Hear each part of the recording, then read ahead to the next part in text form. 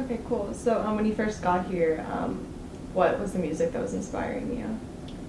That I saw here, Mhm. the blues. Like I saw musicians on Beale Street that to me were just unbelievable. Like, you know, top class musicians and they play on Beale Street. Sometimes like I wonder if people in Memphis know the type of musicians you guys have here. Like it's just they're just really talented, very, very soulful. So it was amazing being able to go to different places and listen to great music. I was sad though because I felt that Memphis was missing more venues, and I still think that more venues for live performances. Mhm. Having so much talent, you know, makes Yeah. sense. So I know that you've collaborated with the Bar Case before.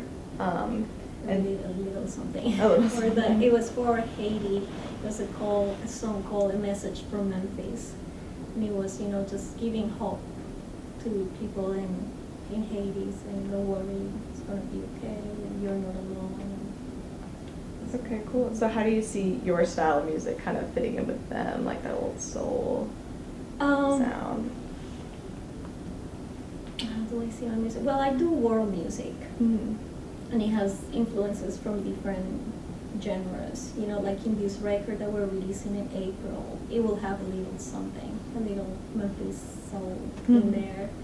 So, and this song that we recorded, I mean, it was only one song and it was a ballad, right, for him. So, I also believe that, you know, when you're doing music, like from your soul, I mean, also music from your soul, and for that, there is just that music language. You know, I don't think that there are barriers about genres. Like, it's just music, I think. Okay, cool. Did you make your first solo EP in Memphis? In Memphis, yes. Okay, so how did that happen? Like, how did you go about doing that? How did that happen? Well, when I moved here, when I left there, I mean, when I left Singapore, I came here determined to do songs. Like I wanted to say something.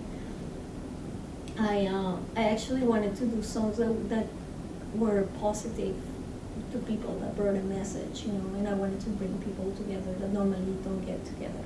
Like because of the type of music that I do, I started noticing that the people that came to my concerts were from different backgrounds, from different ethnicities. So I wanted to do that with my music, my original music. So when I came to Memphis, I was determined to do it and to record something. Like I said, at least a little something. It doesn't have to be a whole album.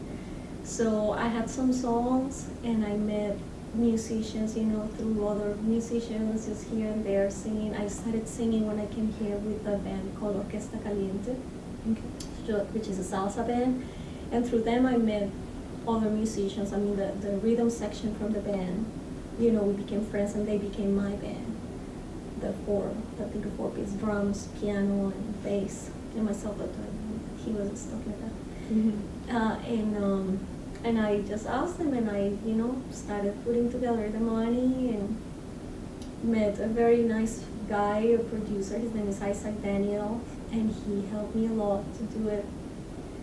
We put the EP out in 2010. Okay, cool.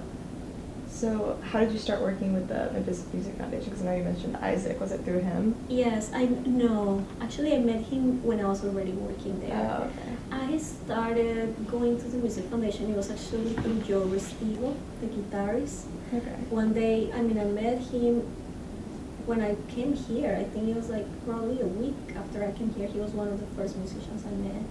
And he told me, I was all like confused because I have sung my whole life, but I didn't have to do this work. Like I was not a soloist, like I said, so it was never my responsibility to take care of all that. So I was kind of lost, like very lost, like I didn't know where to start. And he said, you should go to the Music Foundation, maybe they can guide you, you know, to all this business side, because the industry has changed so much. It's just a totally different ball game now. So you kind of need like a compass to navigate. So I went there, they were very helpful, very, very helpful. Okay, so how did you start working there? That was your question. Yeah. Oh, no, you're fine. I do that. No, How I started working there. After that, they started helping me. They started noticing that they didn't have anybody that spoke Spanish, and they wanted to wanted to do outreach to target also to the Latin community. They saw the need, and I was there, so they asked me if I wanted to be a consultant and help out, you know, running projects, and so I said yes, and that was 3 years ago. And I worked there until last month, actually. Last month was my last month.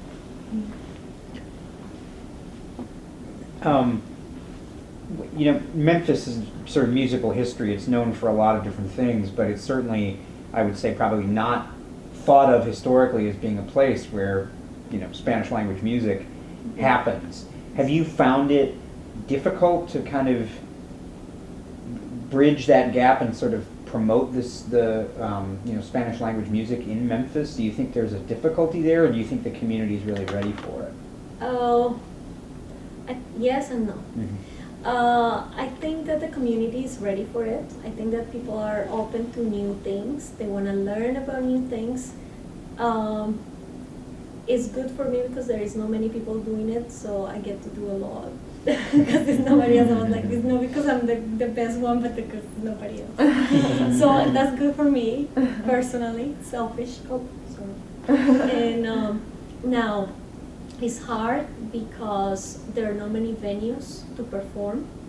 There is actually one, the Ramble Room, and that's about it. And it's a venue for dancing. It's not really for like concerts.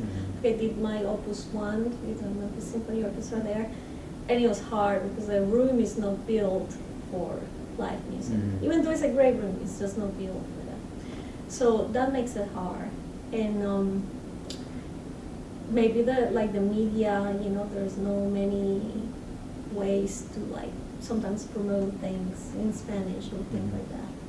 But at the same time, I think it's exciting because it's funny.